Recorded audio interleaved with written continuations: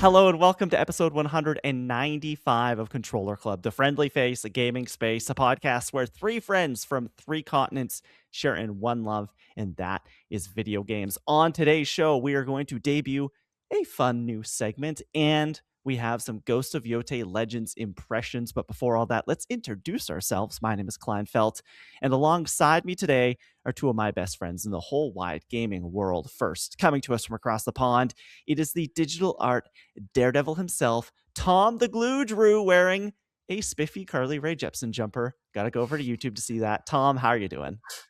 I'm doing good. I wanted to say at the top of the show, happy birthday to you guys, because last week was my birthday pod. This week it's all of our birthday pods because Control Club is 4 years old, which is crazy. So I'm glad to be here celebrating with you guys. I think it's gonna be a fun show this week. We are now the proud parents, the proud co-parents of a toddler, a podler, I guess you could Oh, say. I like that. Yeah, that's 4 cool. years old, almost going to be in kindergarten soon. Next up, it is journalist extraordinaire, the Australian abroad / the Canadian in training, Lauren Rouse. Lauren, how are you? I am good. Yes, excited to have back-to-back birthday pods with you guys. We missed you last week, Klein, but yes, we're all here to celebrate Control Club's birthday. We did some fun things on the day of its birth, which we'll get to talk about, which is very exciting. But yeah, 4 years. Look at how much our lives have changed. Absolutely crazy. 4 years ago, we were just starting it. I was working morning radio. Lauren was living in Australia, and Tom was doing exactly the same thing he is still currently doing in the exact same place. He had a different background. Yeah, pretty much. He did have a slightly different. You're right. It wasn't the same place. It was in Dubai. So it was you have a slightly better internet connection now than you did when we started this 4 years ago. Yeah, and I'm hopelessly addicted to Pokemon cards, so if anything, it's gone downhill for Is me. that a change? You know? Yeah, I mean, yeah, but it's fine. Things have progressed. How are we feeling 4 years in? Gonna make any sweeping changes? Gonna kick me out now that, I go away for 1 week? You guys seem to do a 10 out of 10 podcast, and we hit 250 subscribers on YouTube. Shout out. I don't know. You know, I think we've peaked here. I think this is it. We may as well just end it now. Oh, okay. Damn. Okay, well, you heard it your post. Thank you so much, guys. 200, not 200, 195 episodes. Almost made it to 200. Darn, maybe next time. So close. Yeah. Let's do a show. That's why we're here. We do not have any news because guess what? The news right now, depressing, and there's not much of it. So we're just going to skip right over it and head to the meat and potatoes of the episode. We have a fun game to play, and then we're going to talk about a game we played. Funny how that works. The first thing we're going to do here on the show today is a new segment I am calling Ranked Reacts. Name pending. I don't know. That's kind of, I was trying to do like Ranks Reacts with like 2 X's, but I couldn't quite get there. Okay. Basically how this is going to work is here on the show over the years, over 4 years, which is crazy. We have made plenty of rankings of our own. We've done Hall of Fame episodes. We've done top 10 episodes. We've done bracket episodes. So we've become something of an expert in the game of rankings, I would say. I don't know about you, Tom and Lauren, but I'd like to put on my ranking monocle every once in a while and say I know a good ranking from a bad ranking. And so we came to something of a revelation over the last couple of weeks. What if we reacted? What if we graded? What if we, experts of rankings, judge someone else's ranking? Yeah. We were on a Discord call the other day, a few days ago, and I pulled out Polygon's recently released 100 Greatest Pokemon Ever list. That's not what we're doing here today. It is a 10 out of 10 read, though. I would definitely recommend going over there and giving them a click because it is absolutely wild, and it made for great content. And we were like, why aren't we recording this right now? So we're hitting record. We're going to be doing one of these. How this is going to work, essentially, is we're going to pick a viral ranking internet list that I have found. We'll go one by one through said list, and then at the end, we will judge whether this list has the stuff or not. Whether it's an A+, where we're going to grade it. We're going to give it a report card at the very end. Does that make sense to everybody? Yeah, I think so. We're marking this person's. Yeah, we're marking this person's work. Are we also kind of trying to guess what might be on it? Like we doing totally can. So before we get to it, I've got a couple questions for you guys. I would like to introduce you to the list we will be ranking, or we'll be looking at today. This is a list from Kotaku.com. Never heard of them. Written by the Kotaku staff. The 23 best games for Sony's PlayStation 5. Oh, all right. Okay. We are now coming up on 6 years into the PS5 generation. That is just a wild thing to say. And so I thought it would be fun to look at the best games on the PS5. Before I even bring up the screen, YouTube audiences, you're going to get a treat because there is some visual element to this today. I will bring up the screen and we can go through one by one. And they even have it as a slideshow, so it's quite good. Beautiful. No spoilers. I want to ask the two of you, what do we think is going to be on there? Do we have a personal top 5? Where do things have to fall? Are we breaking this down by, I don't know, how many PlayStation exclusives are going to be on here? Is it going to be mostly PlayStation exclusives? What to you defines a PS5 game? Tom, I'll go to you first. What do you think has to be on the greatest PS5 games of all time list at this point? Yeah, it's tricky because like there's a lot of different ways I guess you could go with this, because like there are great exclusives, but there are also a lot of great third-party games that just play very well on PlayStation 5. So do you consider a lot of those? Do you just exclude them completely?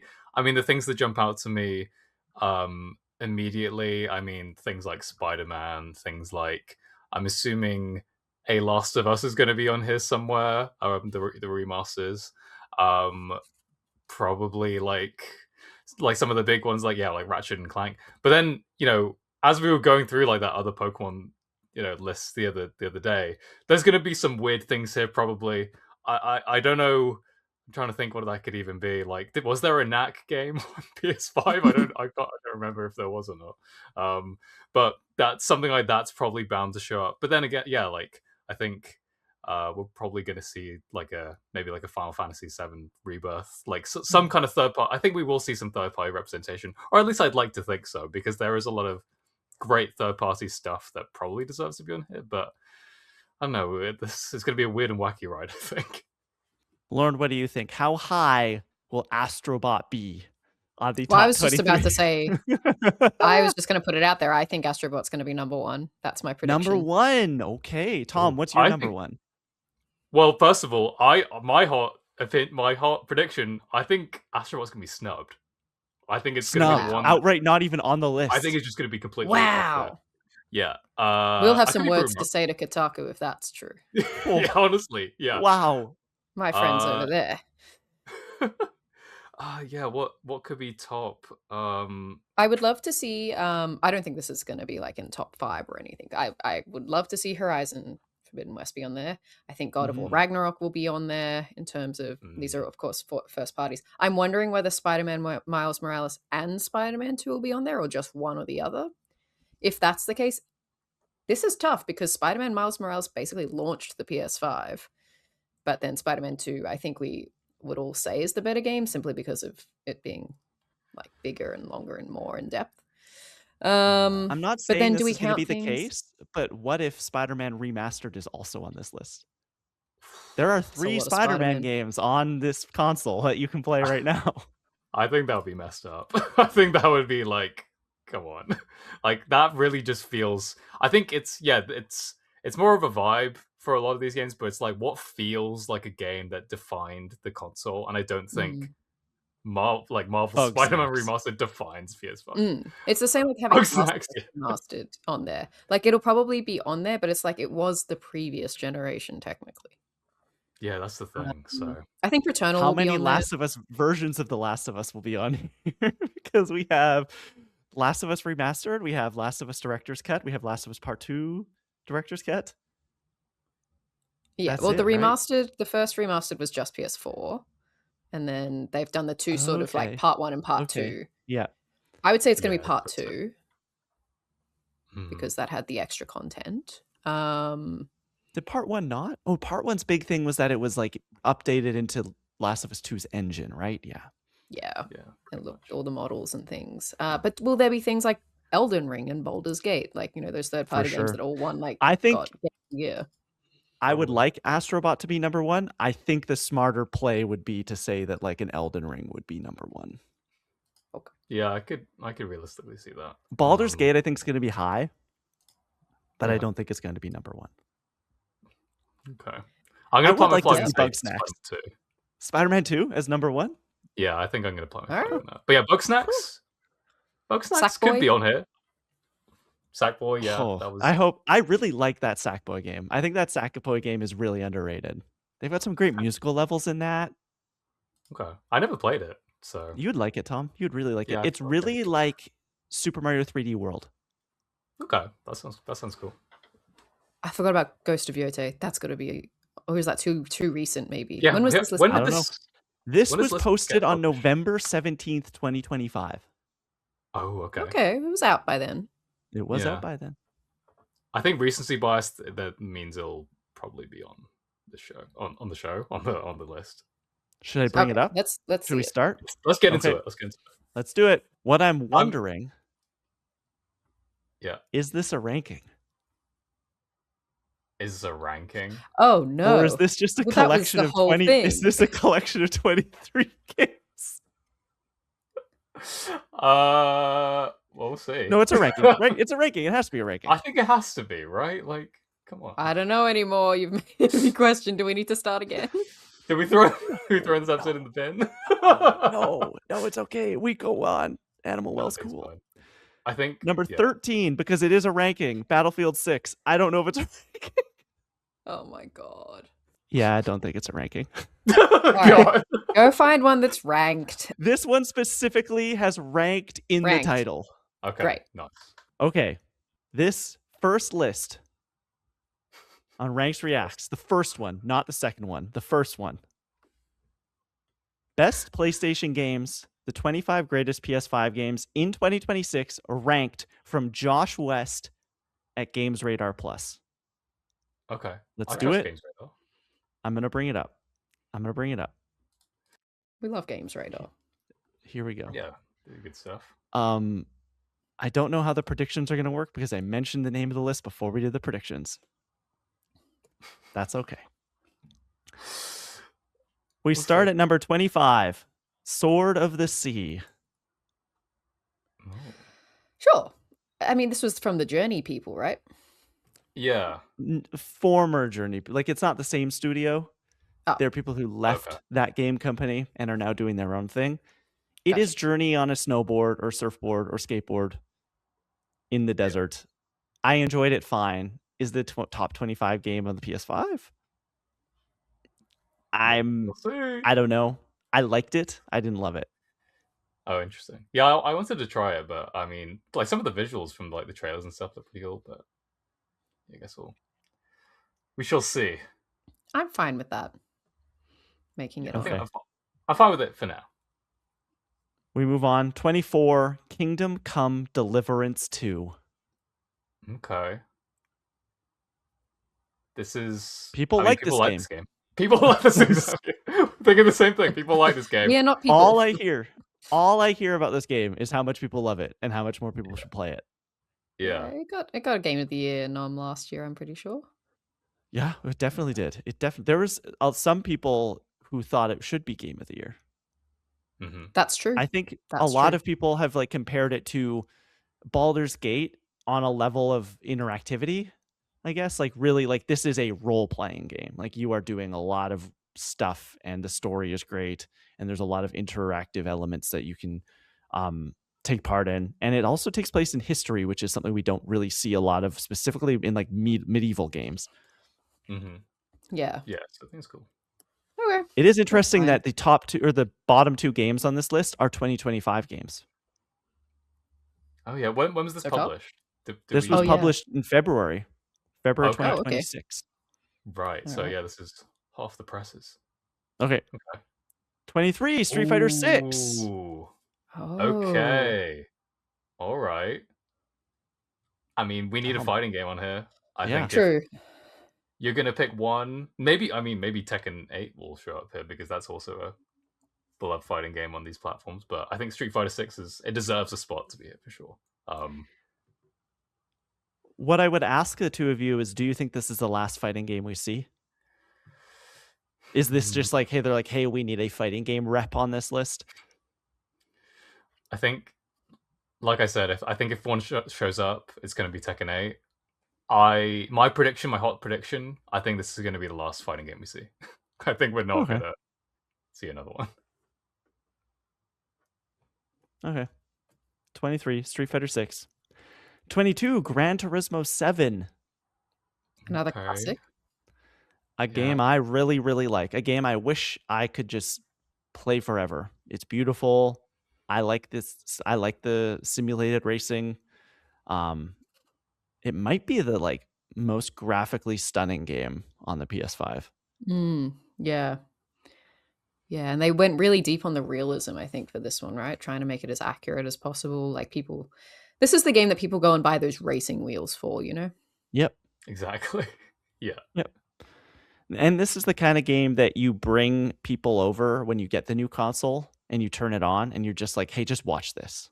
Like this is a Yeah. video game. And the people who haven't touched games since the PS1 look at it and go like, what? That's real life. That's crazy. Similar to your question, do you think this is the last like racing sim sort of game that we see on here? Yeah, think so. there hasn't really been, unless, okay, this is an interesting query to introduce into the mix here. Forza Horizon is on PS5 now. Yeah, well, that's what I was thinking. That's a better game than Gran Turismo 7. That would be kind of crazy. But I'm not sure that's like a definitive PS5 game, It's right? a thing. I wouldn't. Like if this was an Xbox list, absolutely. It's one of the best games you can play on PS5. What's the we'll name have of the to list? judge their verdict. The Yeah, list is called the greatest PlayStation 5 games in 2026. Okay. And yeah, so Okay. I go back to that definitive, like, when I'm coming to this, I'm like, what is the definitive PS5 game? I don't think Forza is. Yeah. But maybe I don't either. maybe GamesRadar does. Maybe they think it's a definitive game. Number 21, Death Stranding 2 on Oh. the beach. All right. Not really a ton to say other than a lot of walking. A lot of Hideo Kojima weirdness. Yeah, like it makes sense. I love the first game of what I've played the first game. And like this just seems to be more of that, but they've improved some stuff. So I think a Kojima game makes sense on this list. Next at 20, Claire Obscure Expedition 33. An absolute banger, a 10 out of 10. I love it. Ben Starr, Jennifer English, Charlie Cox. The little weird paintbrush people that I always forget the name of. Gestrels. Gestrels. Yeah. And the wine bag. Love him. Ooh. Oh, him. My friends. Again, no comment. We'll get there. I don't know. Peek behind the curtain, we recorded some other stuff. I don't know if we're keeping any of that stuff in, but we talked about this before. I think. Do you guys still think this is too low? I think. Yes. I think this is quite low for Claire Obscure, given the impact it's had. I mean, yeah, it's only been a year since not the first game, but since the game came out. I would consider it like of the kind of general gaming populace, like to be at least like a top 10, maybe top 5 PS5 game at this point. We'll get to it when we do the hindsight game episode, but playing through this game a second time over Christmas, because I played it right when it came out, playing it over Christmas, it hit me way harder. Like it just it devastated me. I don't know if that is because of things that happened in my life since the first time I played it, but it was heart-wrenching. I love the game, like the actual like combat loop in this game is one of my favorites in turn-based RPG, that mix of Paper Mario and the turn-based stuff where you're having those active elements. I think that they give you such fun tools in this game to feel like you're breaking the game. And especially as you kind of like level up and go further into it, you really, really start to feel like these battles they do get more difficult, but you have kind of your strategy. It's like, okay, I'm going to do this and I'm going to do that. I'm going to do that. And it's going to deal some crazy amount of damage. And I'm very excited to see what this team does next. Yeah, absolutely. Like if this is the game, that they did on the budget that they had with the team that they had, I'm sure the budget's going to be. Maybe it's not. Maybe it's like they're going to keep it lean and. But yeah, like you said. Yeah. What if they make just like a pixel art, like I don't know, town sim? Yeah, well, I'd like to see that. Why not? Number 19, Split Fiction, a game Lauren played and enjoyed. Okay. Great game. I'm happy Number for 19, that to be great. Yeah, I think so. Like, I would probably put it in a similar spot. Yeah, I'm glad it's here. It is a. I think it's a because it's on other platforms as well. But it is genuinely probably the best co-op game you can play on PS5, to my Ooh, experience. So, cool. 18, Helldivers 2. Again, Lauren, this is your spot. Just take it away. Two back-to-back Lauren bangers. Yep, big fan of Helldivers. I mean, it would be going higher on my personal list, but again, I How think. high? Well, I haven't sat there and made a list, have I? I was No? thrown Okay. into this situation like the rest of you. Um, but I think it is because it's multiplayer. I think it occupies a little bit more of a niche area, which is probably why it's a little bit further down, because not everyone's going to be as drawn to multiplayer games like this. And it's not like it's an easy game. It's fun, but it can be super stressful, and if you can't really get in the rhythm, might not be your thing. But again, this is a list where it's like they're just picking their top 25. There is like probably hundreds of PS5 games that aren't making it here. So no matter where it is on the list, it's doing pretty well. Number 17, Monster Hunter Wilds. Okay. This came out last year, the 2025 game. A game Yeah. that I don't think people were as hot on as they were with the last one, but I still think a lot of people like it. Yeah, I'm trying to remember. I mean, like, I feel like whenever a Monster Hunter game comes out, people generally seem to enjoy it.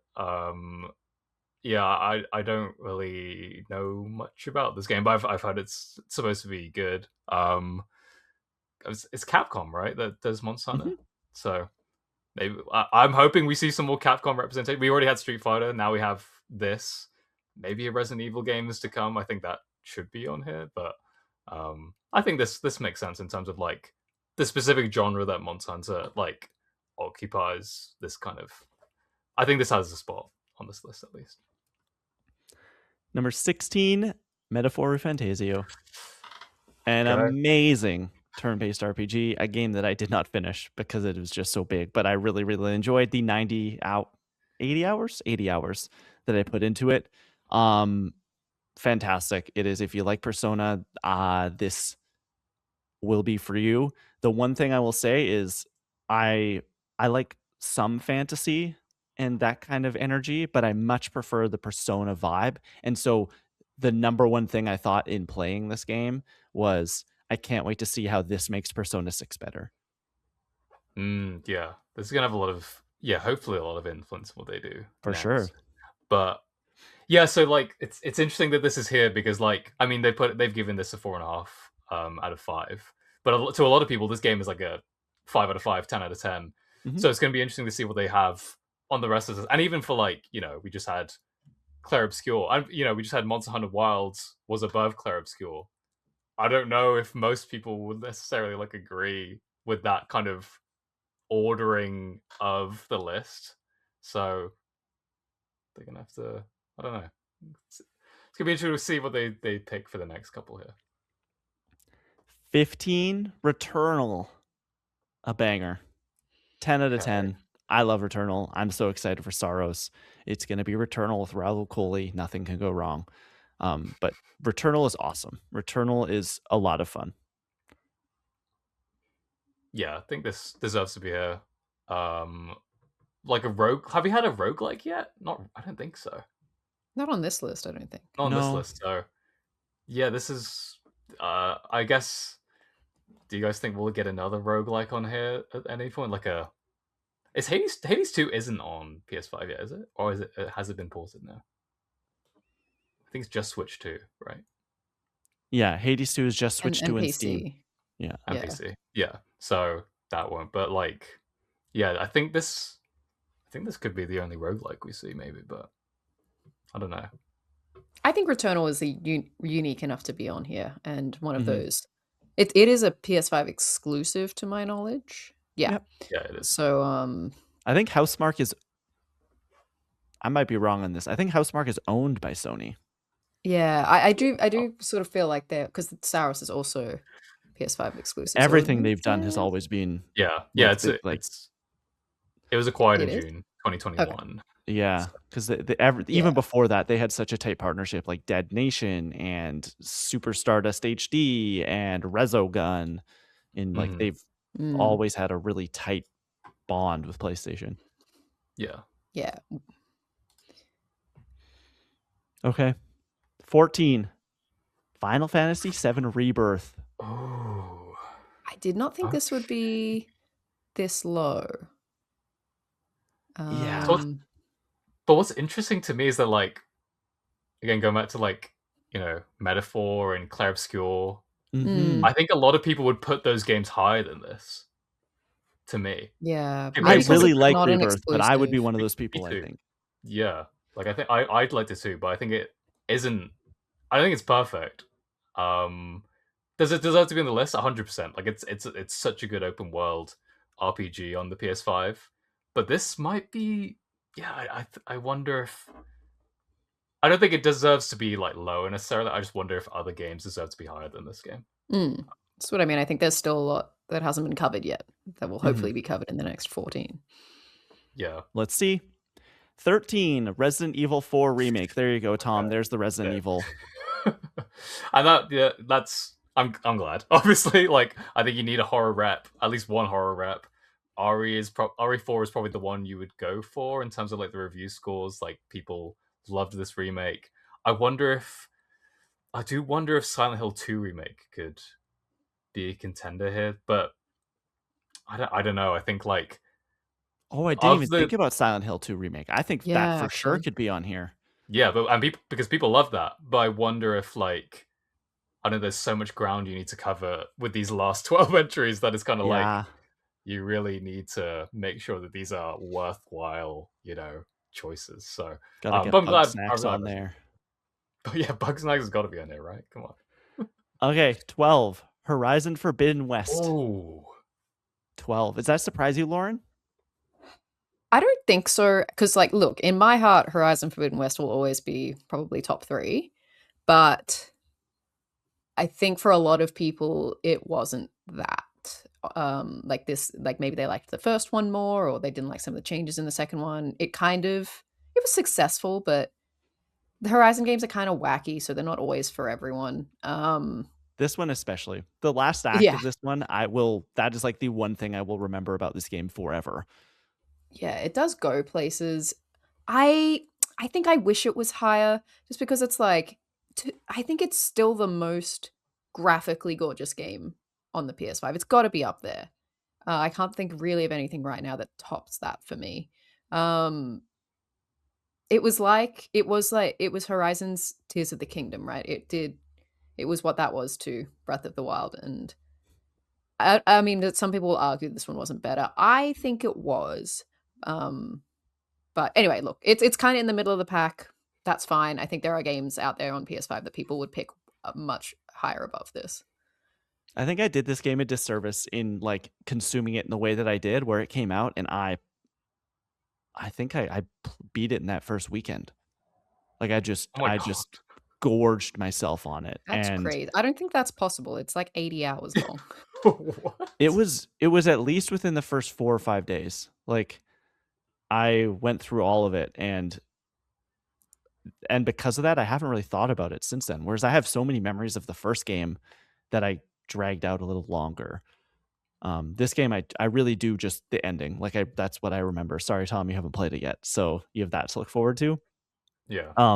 And Vegas, I think. Yeah. But I'm yeah. actually right now considering a replay of this, so Hmm. Hmm. maybe it'll be even higher on my personal list. We'll see. Maybe that could be a podcast episode where you revisit Horizon Forbidden West many years later. Maybe. We'll see. Okay. 11. Neo 3. Whoa. Neo Oh, 3. A brand new okay. game. Oh, okay. A game that I'd Three. just forgotten about came this. out. Yeah. That's a bit of a surprise. Souls like. People like the Neo games. I don't really have anything to say, but huh. Must be Yeah. good. I guess it must be. Yeah, I didn't. It's not really been on my radar, I guess, like at all. And No. I don't really know much about the Neo franchise at all. Maybe deserves to be it. It does seem quite high though. Like it's It's just pretty come out and high. it's at Number 11. 11. I Recency could see bias, like maybe. 25, but like above Clear Obscure, above Metaphor, Mm. even stuff like Final Fantasy, Street Fighter. Yeah, number 11, that's crazy. Like that's when you're getting there's been some bangers on the PS5. So you're getting into some like pretty hallowed halls as we get Yeah. here. Okay, top 10. Here we go. Number 10, Ghost of Yotei. Okay. Mm. Interesting. Is that a good interesting or bad interesting? Is this high or low? I think it depends what comes next, but Exactly. my gut feeling is that it's a little bit low. Maybe even mid top 10, I'd say, would make a bit more sense. But like, yeah, it depends what's come next. What comes next? I Yeah. don't know. If Yeah, I Assassin's kind of Creed need to see the Shadows is full on the picture. list, Okay, let's see what number 9 is then. Alan Wake 2. Ah, yeah. okay, that makes sense. Yeah. I mean, in terms of horror, that's the last one I didn't even think about, but that makes a lot of sense to You me. just got it. I just got Yeah. it for my birthday, so I It is want to try also it out. free on PlayStation Plus at some level, so if you want it, it's there. Okay, yeah. So Yeah, I think This that's is a fair 5 enough. out of 5. Yeah, people like Alan Wake. I've watched that dance sequence episode level many times, and I'm like, how is this a video game? Like, this is crazy. So, cool. Number 9, Cyberpunk 2027 or 2077 Ultimate Edition. Oh, interesting. So, including Okay. the DLC, I guess, in that. oh, I think okay. that this is, for me, it's a top 10. I think this is perfectly ranked. Like, I don't think it's a top 5, but I do think it's a top 10 PS5 game. Yeah. I loved my every minute I played of Cyberpunk 2020 or 2077. And I'm so happy I waited and I Me didn't too. get in there at launch and see what it was then. Like, this was I got to play the preferred Cyberpunk experience.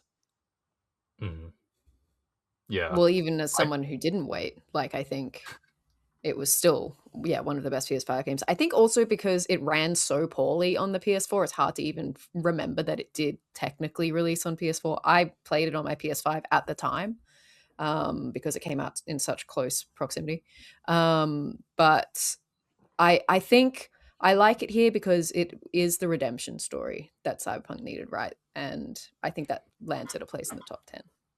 Mhm. Yeah, I actually didn't even think about Cyberpunk, but it makes a lot of sense to be here. Like it's one of my favorite games ever. Such a good yeah, another amazing open world RPG. There's a lot of those on the PS5, but this like does it so well. And like the Phantom Liberty like DLC is one of the best DLC campaigns like I've ever played. Like so the fact that like that this is the version they've chosen, like I think Yeah, it's like we yeah, I think it's good. stuffed a Mission Impossible movie right into the middle of your Cyberpunk adventure. It's Exactly, yeah. awesome. And it's so good. Okay, at number 7, The Last of Us Part 2 Remastered. Okay, this is when you have the conversation, right? I think that, yes, of all of the games you can play on your PS5 right now, The Last of Us Part 2 remains one of the best things you can play on it because it's one of the best games ever made. It's some days, depending on when you ask me, my favorite game ever made. For a while, it was. Putting the remaster on here is a little bit of a cheat code. I think I'm fine with it here. If it was like top 2 or 3, maybe I'd be a little more upset. But like, Yeah. if the goal of this list is like, here are 25 games, you just got your PS5, here are the best experiences you can have on it, Last of Us Part 2 Remastered has to be on that. Yeah. I think go by that metric makes sense. But yeah, like in my mind, like this still just does feel like such a PS4 game, and it's like it's a top one PS4 game to me. Like it's probably the best game on PS4. But I think like yeah, when I'm thinking definitive PS5 games, like did The Last of Us Part 2 define the PS5 generation? I don't think it necessarily did.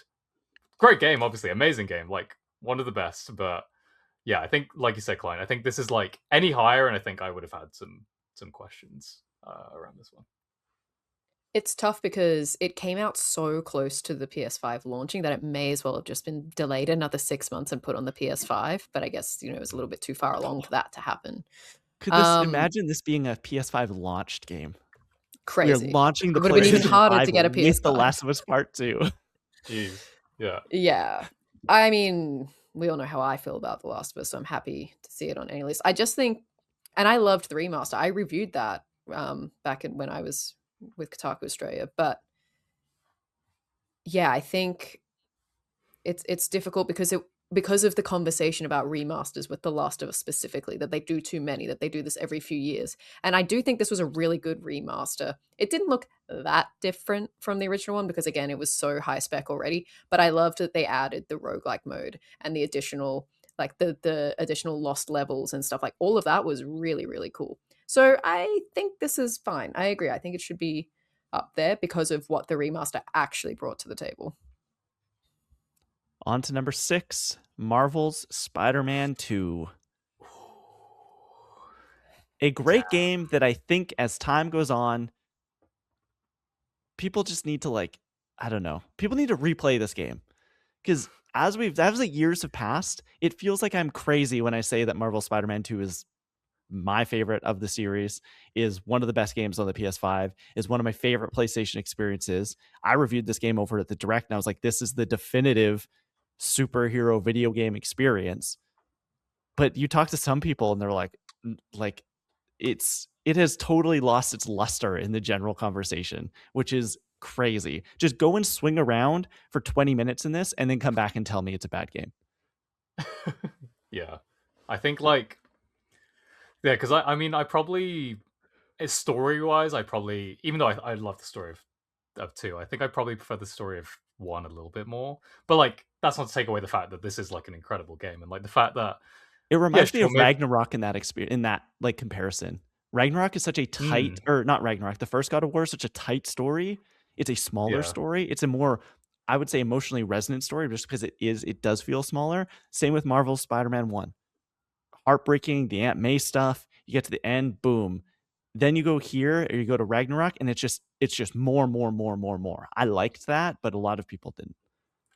I guess so. I wonder if like part of it is maybe people have lost like maybe people have lost sight of the fact that, you know, like we've played in this New York kind of map like I guess 3 times at this point. Obviously they added stuff to this map. But maybe that's part of it. I don't know. I think I'd probably put it higher, to be honest. I think it's like an amazing game. I'd love to replay it at some point. But yeah, like definitive PS5 games, like this 100% is one of them. Yeah, I'd probably put it higher as well, but you're right. There's been a bit of a like weird. For a while there it just got cool to hate on Spider-Man 2 for some reason. I'm not 100% sure why, but that's kind of what happened. It'll be interesting, you know, we're getting another Insomniac game this year, Wolverine. I just wonder where that's going to fit. Firstly, among lists in general, but among the sort of Insomniac pedigree, like how can they do it again? Is the question. Before we I get think into top 5, any predictions? We haven't seen a Ratchet. God I of still War think still Astrobot's missing. number one. You think Astrobot's number 1? Yep. at this point, it's looking likely, or it's snubbed. No That's Elden true. Ring? Is that God of War's got to be on here. Like Yeah. Ragnarok. I think God of War, Astrobot, what was it? Elden Ring, and I think Baldur's I'm Gate will be just- on here. oh, Baldur's Gate. Yeah. Maybe, yeah. Okay. Possible. Well, let's see. Number 5, Baldur's Gate 3. Lauren Russ, look at Okay. you. There it is. Kind of surprised it's at 5. I thought if it was going to be here, it'd be even higher. Like this to Well, me again, is a genre. I think it's that game. conversation of like, it wasn't an exclusive, right? Yeah. I think that does sometimes work against these games in this case on a list like this. Mhm. Yeah. Also, like this is a side note, but it's so hard to get like a physical. Have they released physical copies of Baldur's I don't Gate think so. 3? So that's crazy to me. Like I just want a physical disc of this game. You can't. I don't know get if it'd fit on a disc. But I think there's a Japanese like release. Oh, of actually, no. Baldur's Gate. I don't even think that matters anymore because I think the discs are really just like codes Yeah. on a disc. Yeah, Like they I just mean, so- activate it, right? There's nothing actually on the disc.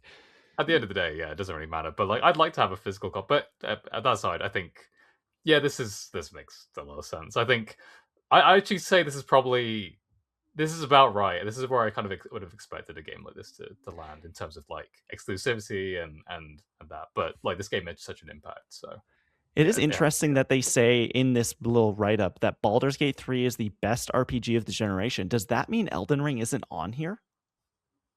That would I think be it will be. Okay. I think it'll be on here. Okay, number 4, Ratchet and Clank Rift Apart. Ooh. I think this I is a think extremely go. underrated game. Yep. Mhm. So do I. I think this is the forgotten 10 out of 10 masterpiece of the PS5. This game rules. This game absolutely rocks. And it was one of the first times this generation that we could look at a game and be like, this is the power of what the PS5 can do. Yep. Mhm. And still, Also they're like, Insomniac. How did they do also it? Insomniac. How do they do it? They've had Yeah. Miles Morales, this, Spider-Man 2, and now they're going to have Wolverine. Like they do not stop working. It's Yeah. crazy. I think Rift Apart, like there is stuff that game does that I still haven't seen done anywhere else Mhm. on this generation. Just like the level switching, jumping through those portals. And then you want to talk about beautiful games. Just because this game looks like a Pixar movie, like doesn't make it any less beautiful than something like Horizon. Like it is so the fur on Ratchet and like the way that Clank shines it's amazing. Like it really does look like a Pixar movie. It is a tried and true thing to say about Ratchet games, but it feels like you're playing an animated film. Yeah. Yeah. It's kind of elegant in its simplicity in that Mhm. in that way. Yeah, definitely. This one's definitely flown under the radar, so I'm glad it's getting its shine here. Like it makes sense to be in the top 5. Did you play this, Tom? Yeah, I played it. Okay. It's incredible. It's so good. Like the level, like you're saying, the level switching, like that dimension stuff. Like we really haven't seen that. I guess like the Split Fiction dudes, something like that. Well, I was gonna say, but I don't want to give anything away. Okay, yeah. So It does some we won't crazy get to that. stuff. Yeah, but I think other than that, nothing really comes to mind in terms of something that like uses the power of like the PS5 in that kind of way. And I wish more AAA developers would take advantage of that and take a note out of Rift Apart because Yeah. it is that good. They set the bar so high. Number 3, God of War Whoa. Ragnarok. Ooh, okay. Wow. So this has to be 3 Ragnarok, 2 Elden Ring, 1 Astrobot. That is my final prediction. I'm going to say 3 God of War, 2 Astrobot, 1 Elden Ring. Okay. I'm gonna say. I mean, One You're God gonna of say War. Astrobot Snub? I'm gonna say Astrobot Snub. I'm sticking to it. WWE Snacks 2K26 is gonna be there. Sackboy. Yeah, God of War Yeah. Ragnarok. I guess we should talk about this game very briefly. It's, like just so good. Like it's kind of hard to describe how good this game is. Another game I reviewed over at the Direct, but just like it's just huge and beautiful and amazing and so much fun to play. We talked about it earlier with Spider-Man 2. Like this really does feel like, hey, you liked God of War 2018? Here's just so much more of it. And for some people that works, some people that doesn't, but it really worked on me. We reviewed this on our show. You can go back and listen. But I'm pretty sure I said this at the time, but I liked this more than 2018.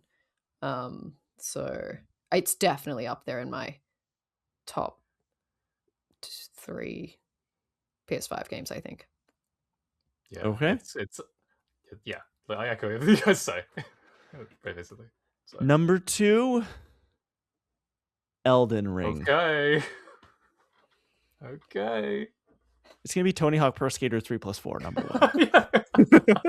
It's gonna be Skate. It's gonna be online Skate. Hey, I've had a bit of a skate-assance as of late, and that game is still like not fantastic, but I keep coming back to it. All right. It's so much fun to play. It's just like everything else in that world is like not fun to interact with at all. Elden Ring, though, a generation-defining game, a game that for the next 10 years we will be getting Elden Ring likes. We will be seeing the influences of this game. A open world action RPG that just every corner you go around, you feel like you've opened up a completely new entire world. And because everything's so massive and the levels are so well designed, every discovery you make, you feel like you're the first person to ever make that discovery, which is something that you can't say about all games. But Elden Ring really is like this this sweeping epic. And I would, if you're gonna go in and play it, I would recommend just do it. Don't look at a guide, don't look at a map. Just like let the world, it's going to be hard and you're going to have to do some learning, but I do actually think this is the most accessible from a soft game. There are ways that if you want to, you can make it quite easy for yourself.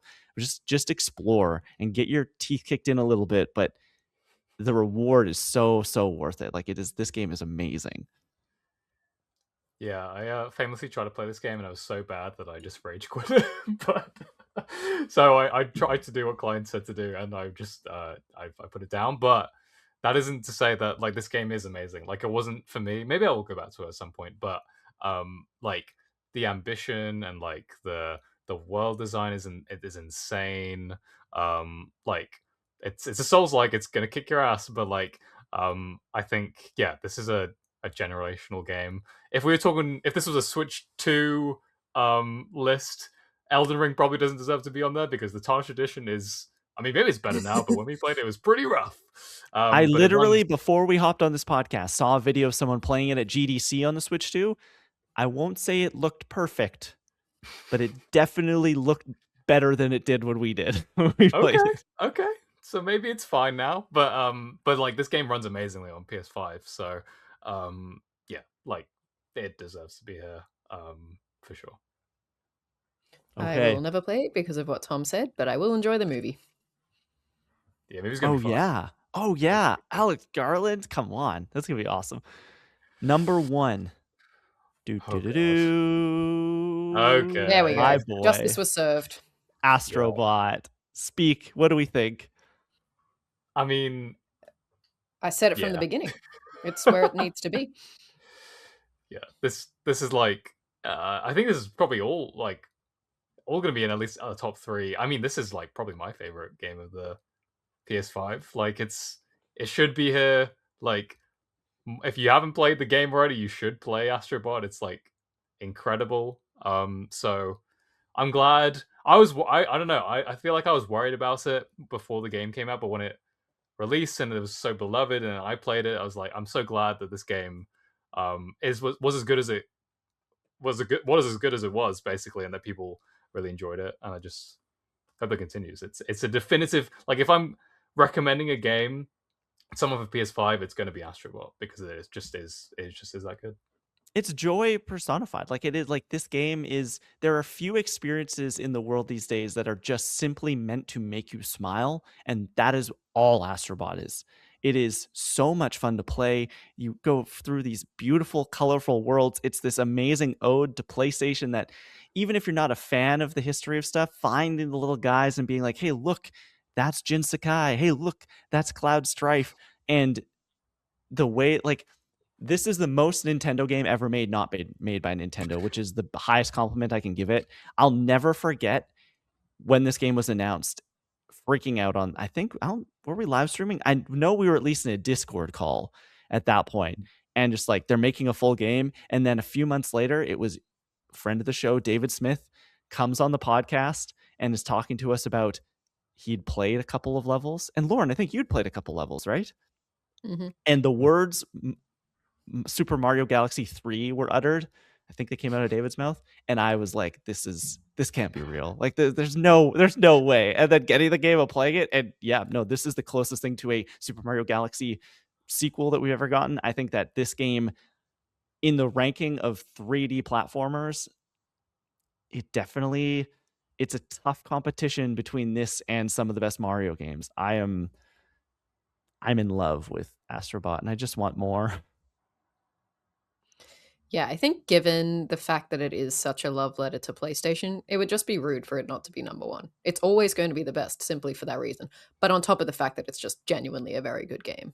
GamesRadar's top 25 PlayStation 5 games. Dear listener, what did you think about that segment? You can let us know over on social media. That's also where you can chime in with what you've been playing. We've been playing some games, and even better, we've been playing some games together. Guys, Ghost of Yotei Legends. We took the dive. It came out this Tuesday. Yesterday, we sat down, we played it, we figured it out. Had to shuffle some things around to make it work with the 3 of us, but we eventually did. How did we feel about our time with Ghost of Yotei Legends, and is this something that you're going to perhaps continue to play now that we have tried it as a team? Tom? Uh, yeah. So when we were coming into the Ghost of Yotei Legends, I didn't really know much like about it apparently because yeah, like I had heard that Tsushima had a Legends mode. I'd never tried it, so I just assumed going into this that like, oh yeah, online Ghost game, it's just going to be like you're fighting against other people with samurai swords, right? But it really wasn't that. It's more like a raid mode or like a horde situation where you're teaming up with people. It's like PVE. So you're fighting against like NPC or bots, basically, either in like story missions, or you're doing like these boss battles against these like really powerful versions of the Yotei 4, I guess, in this kind of version of the story, or you're doing these like survival like horde modes where you have to like fight off waves of enemies. And I mean, I think we had a really good time. I really enjoyed my time with Legends. I think we maybe were a bit too big for our britches, and we tried a mode that was a bit too high in difficulty initially. But after that initial hurdle, when we finally got going into the groove of like what this game is, I think it's just so fun, like playing alongside um your friends, like killing dudes and assassinating people, and doing these like it all culminates in these big boss battles. I think is like yeah, generally a lot of fun to play together. Like the game, I thought ran really smoothly. Like there were a couple hiccups in terms of like people teleporting around the map and that sort of thing, but in terms of like, the actual you're playing and like your weapons connecting with enemies and that all that sort of thing, it all ran super smoothly and looked gorgeous. So um will I keep playing this? I don't know, but I mean for the time that we had with it, I thought it was a lot of fun. Lauren, what about you? What'd you think? Yeah, similar to Tom, I hadn't played Legends in Ghost of Tsushima, but I'd only heard really good things. And I'm not sure what I was really picturing in my mind when this was announced, but I'm not sure it was this. And I don't know if that's a bad thing. I think I was expecting it to be more of like a PvP experience. And I think, for one, there was just like a few drawbacks. I think, particularly for us, we were excited to all play together, but learned very quickly that you can only play two-player co-op through the campaign mode, like the story mode, with four players in the final like boss battles, which is really odd. I'm like, why wouldn't you just make it four the entire way or two the entire way? So that was kind of restrictive. It meant one of us had to be sort of screen sharing while the other two were playing, and it's not very fun, is it? And then when we decided that we did want to play together, we tried the sort of like I guess like the raid mode or whatever it was, but they recommended that you be like level 15 or something. So essentially, I guess play through the entire campaign first. And I was like, well, we don't have time for that. Um, so I think that was all these decisions were kind of odd to me. And even as we were playing the campaign, like we thought that the raid mode was hard, but even the starting from the very first chapter of the first story campaign, it was still really difficult. Like there was a lot of times where it'd be like 2 hits, you're down, and you've got to be revived. And I just thought that was kind of a little bit inaccessible. Like I felt lucky that I had just come off playing Ghost of Yotei, so I was still very much in the swing of the mechanics. But even then, it was still really difficult for me. So I don't know, Klein, was there like a difficulty section that you could fiddle with? Because you were the one hosting the party, so. Yeah, so basically there are 4 difficulties, and we were doing the lowest level difficulty, and it gets harder. This whole experience reminds me so much of Destiny 2 and playing Destiny, and I love Destiny. So coming back to this, it was scratching an itch for me that I didn't know I needed scratched, but it's giving you recommended difficulty based on your gear level, and you need to play more to get more better gear. And so we were playing on bronze, which had a level 5 gear level recommendation, which is what they start you at. And so yeah, it was going to be hard because I guess every run after that, the idea is you're doing more of these over and over and over again. It's kind of like an MMO. You're taking on these quests over and over again to get better gear, to then be able to take on the harder quests to get even better gear. And the idea, I guess, would be to get a power level up high enough to take on the raid when that eventually opens up, which will have much more complex enemies and different dungeon kind of puzzles and boss mechanics and that sort of thing. But we were playing on the lowest level difficulty, to answer your question. Yeah. So I guess you can fiddle with it a little bit, but even then it felt slightly inaccessible, I think, in that way, and that it's not so difficult and could very easily turn people off, I think, because of that. Um, I also found in some of the levels that we played, I'm just not sure things were explained properly, particularly in those raid ones. Like there was a level that we did where it's like you could hit these kind of shrines and get different colored powers, and it wasn't really explained what those did or how to use them, unless it was there is a narrator that talks to you, which is kind of cool. It's like you're in your own legend and he's narrating what happens to you, and every time a ghost goes down, he's like, "One ghost remained," or something like that, which I thought was quite fun.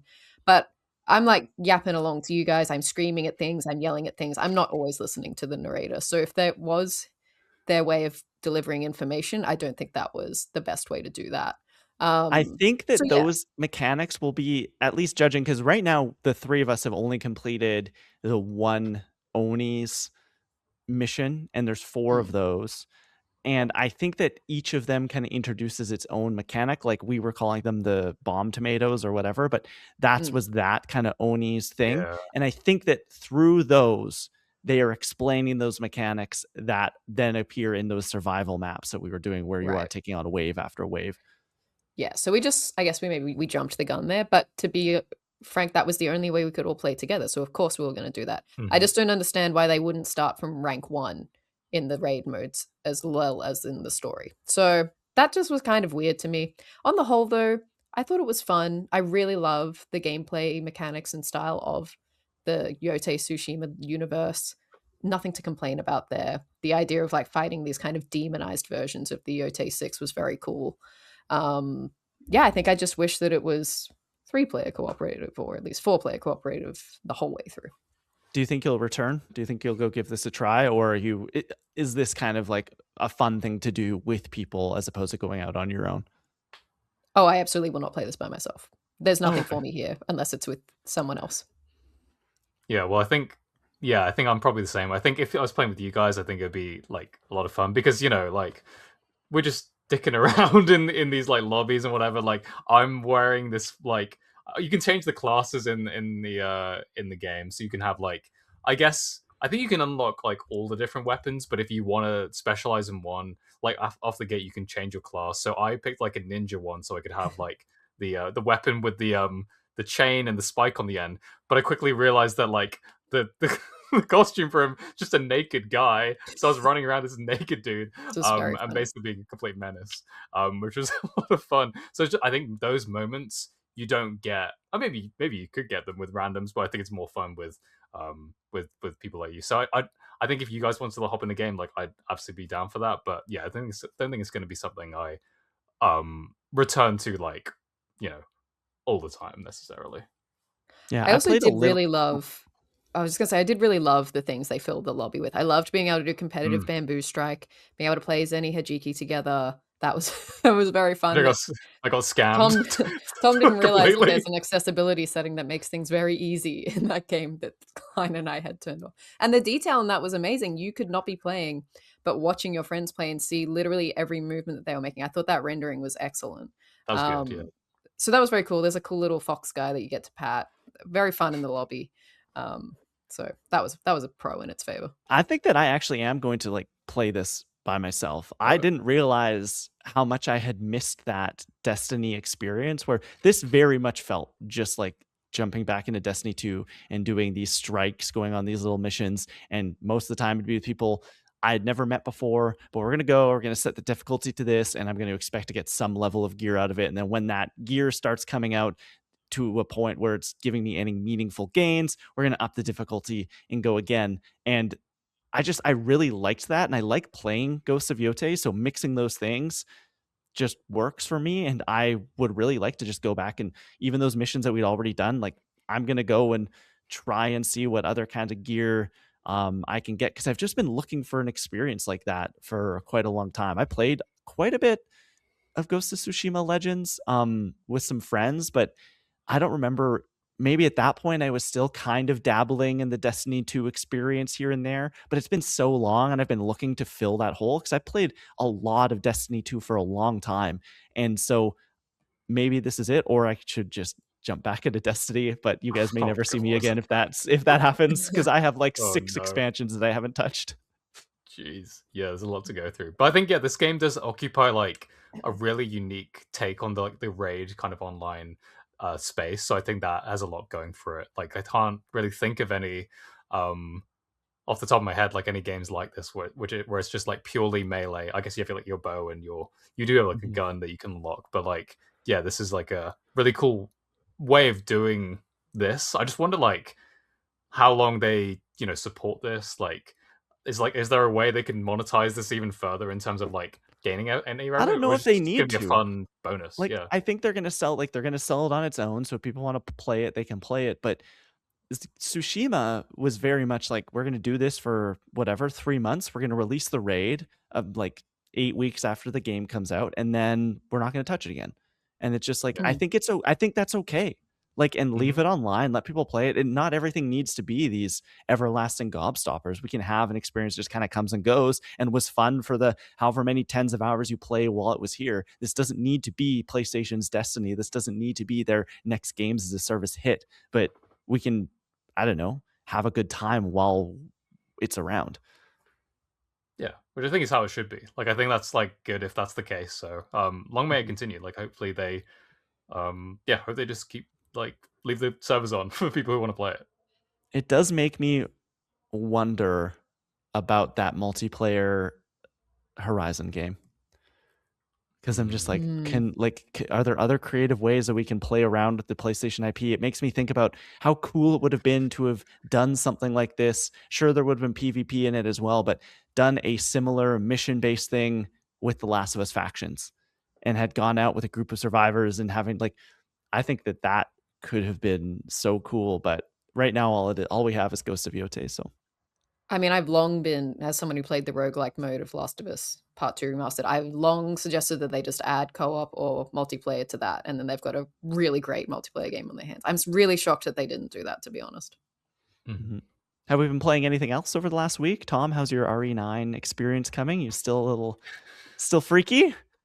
Still a little bit freaky, but guys, I've broken a sacred rule that I never thought I would break ever in playing Resident Evil Requiem.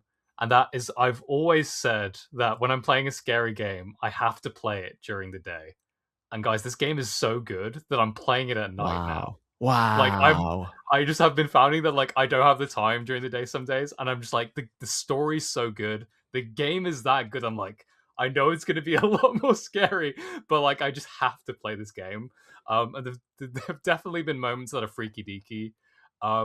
Klein, you asked me like a couple. I guess when I first played it, like whether it was a game that you could like potentially try. There's one segment in particular that stands out to me that I'm like, I don't know if Klein would like this, to be honest. I think all the action stuff you could probably do with Leon, The but hype is getting to me though. Like I think every time I hear you or anyone talk about it, I'm like, I'm gonna have to play this freaking game. Like yeah, I think it's so worth it. It's just like I can't believe how good it is. It genuinely like has floored me on so many occasions. Yeah, I basically I'm very close to the end now. I think I've probably only got like a couple hours left, even if that. But I played a big segment with Grace, and then there was a bit of switching, and now I'm doing a big segment with Leon, and like I've loved the Grace stuff, but like the Leon gameplay is just like it's so good. It's basically I'd probably say it's like akin to The Last of Us in terms of like the stuff you're kind of doing, like the resources that you're going out and finding, and like the gunplay is very similar, I'd say. And you get like you just get some really cool weapons that you can use. And yeah, like the puzzle solving, I mean, it's not a spoiler because it's literally on the cover of the game, and like they've teased in trailers and stuff, but you go back to Raccoon City from Resident Evil 2. And that's really cool to see how all of that's changed. And I do wonder how long they've been planning on this, because obviously they had the Resident Evil 2 remake. So I wonder if they did that knowing that they would reuse a lot of those kind of assets and then rejig them for this game. So that's been really fun. And yeah, I mean, obviously we got a lot of games to come this year, like with Wolverine and all these other stuff, but like this is an easy game of the year contender. I wouldn't be surprised if this is my game of the year, to be honest. It's every time I think about it, I'm like, I just want to be playing it. So, yeah, it's just so good. Lauren, what have you been playing? I don't have anything to plug about what I've been playing because that will come in our New Game Plus segment. It's really just Claire Obscure at this point. But I did just want to shout something out that I thought was really cool this week that is video game related. But yeah, this week there was an announcement from two quite prominent video game journalists in Australia, Jackson Ryan and Mark Serrels, who announced that they're launching a new video game magazine, like a physical magazine like Game Informer or PC Power Play or something like that. Because over the years, those have kind of disappeared. Game Informer nearly died. It came back, thank God. But that kind of physical media has died a little bit, and they're kind of, and particularly gaming journalism in general is kind of dying, which is a real shame. So they're bringing it back. They're launching this magazine called Continue, and to do that, they've had to do like a Kickstarter.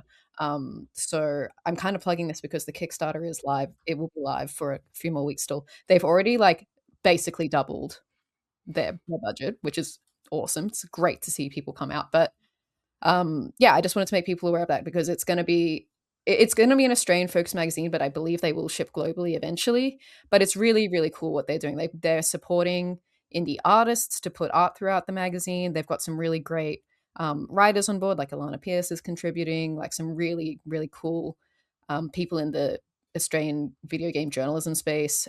They're very prominent about like supporting new voices in the industry because there's so few places that you can go do that. And I just think it's really cool. Like it honestly made me a little bit emotional just to see people come out and support something like this and to see it come back because it's just something that's been so sorely lacking. And I think to see it like make its money almost double was like really, really heartening to see. And I just hope that it continues to grow. So yeah, I just wanted to make people aware of that. So where can people like go if they want to support Kickstarter's the best place for that? Yeah, there's links to that. They've got an Instagram now and a website. I think it's just Continue Magazine. But yeah, on the Kickstarter right now is where all of the information is. And yeah, they've hit some stretch goals, so they've released some funny videos and things like that. But yeah, it's nice to see the community coming together, and I think yeah, more people should know about it.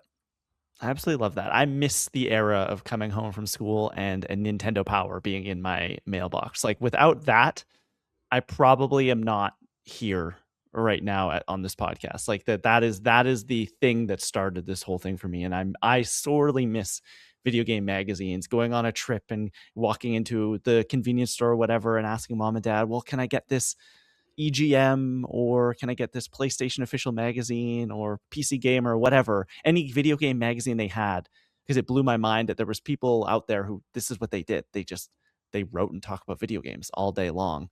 And next to the sports magazines and the People magazine that my mom was getting, there was a video game magazine.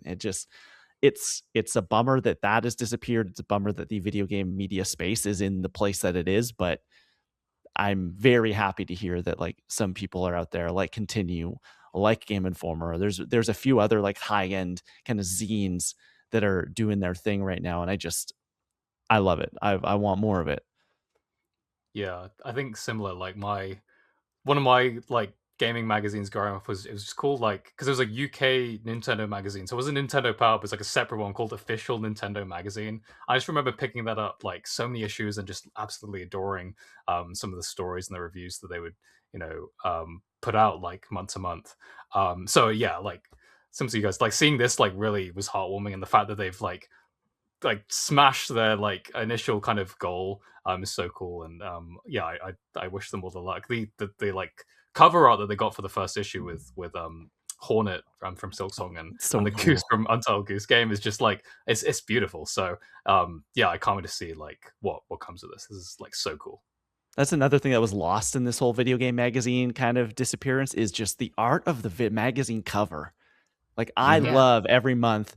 Brian, I know you're listening. Brian Shea from Game Informer. I love the Game Informer cover reveals because it's just Yes. like there's always these beautiful pieces of video game art And I really, really sorely miss that. I remember the Nintendo Power, Mario Galaxy, him spinning on the cover. Like, there's so many of these like iconic video game images I have in my head, and they're all to do with video game magazine covers. Yeah, and guys, if you need an illustrator, like hit me up. Maybe I'll help out. I don't know. I'm Tom open. Drew. I'm open. Where would people look for that, Tom? At Tom Drew Art, Instagram, Twitter, Nice. Blue Sky, everywhere. Would you say they could leave a comment there? They could. Like they leave a could comment on our YouTube videos and get featured in a comment corner segment? Tom, what's our comment corner for the week? Indeed, great segue. Unfortunately, no comments to shout out this week, but we do have a special thing that happened the past day. Actually, we hit 250 subscribers on YouTube, so it's a birthday pod, big celebration, and we're celebrating that. So thank you to for this everyone who's gift. yeah, it's been amazing to see like the support. So if you've watched the video, liked the video, subscribed, any of that, like it really does mean a lot to us. So thanks for that. It's really cool. Watch out, Mr. Beast. Jimmy. We're coming for you. We're coming for you. This week's comment corner question of the week is, what do you think of Ghost of Yotei Legends? Are you going to dive into it? You can let us know over on social media. Please follow the show at Controller Club Pod on Instagram and Blue Sky, at Controller_Club on Twitter, and at Controller.Club on TikTok. You can also leave a comment here on YouTube on the video version or over on Spotify. It's also where you can chime in on our New Game Plus Video Game Book Club Game of the Month. We have been doing one. We have not been promoting it all that much. I saw that, Lauren, you mentioned it last week on the pod. We're doing our hindsight games coming up here probably in the next couple of weeks. Games that we forgot to play or missed in 2025 that we are now getting to. I am playing Hollow Knight Silksong. Tom and Lauren, they are playing Clair Obscur. We'll do deep dives on those games coming up here in the next couple of weeks, probably before we go to Japan. If not, it'll run maybe while we're in Japan. I am not entirely sure how it's all going to line up. Tom, you already said where people can find you, but just do it again. Shout it out to the rafters. Where can people look for all the amazing work you do? Yeah, anyone listening, Tom Drew Art, Instagram, Blue Sky, anywhere on the internet, you find me there. Not much to promote other than, I guess, if you have a video game magazine and want me to draw the cover, then I can do that. Yeah, that's about it. Other than like Pokemon cards, still buying them. People want me to make videos. Do you guys think I should make Pokemon card videos? Is that something I should do? Just people come, like I tell them about it. You're and, just like, walking around the tube and people are you're Tom Drew. You should make Pokemon card videos. I'm looking at Pokemon cards on the tube, and they're like, "Hey, you should make a video about that." No, just my friends are like, "You should make a pack opening stuff," and I'm like, "I don't know. It seems like a lot of effort, but if the people really want it, like, maybe I have to do it." So, well, if it means that you get them off Controller Club into its own pocket, I think yes. Okay, possibly. Or this is how Controller Club gets famous. Oh, jeez. I feel like that would splinter our audience completely. They'd be like, they're only showing up for the Pokemon cards at that point. You know what I mean? Lauren, where can people keep up with you, and what do you have going on? You can follow me at lrouse19 on TikTok, Twitter, Blue Sky. Not much to promote. Although I will say, earlier this week, I did write an article about God of War, the TV show, on the Direct, saying how they still haven't cast Freya and how I find that strange. And I wonder who they'll cast. And the voice actor for Freya actually read it and retweeted it. So shout out. I do support Daniel Bizzuti playing Freya in the TV show, putting it out there. Let's manifest. So yeah, that's out there. And other fun things on my socials. That's awesome. You can keep up with me everywhere. I'm at the Kleinfelt, TheKleinFelt. I didn't mention it earlier in the pod, so I'll mention it here. Last week, I was at Emerald City Comic-Con in Seattle. Lots of coverage from that over on CBR.com, so head on over there and see quotes from the Guardians of the Galaxy cast, Carl Urban and the boys, all sorts of fun stuff. Yeah, that's it. That's going to wrap up this episode of Controller Club. As always, thank you so much for listening and watching. Now, let's get gaming.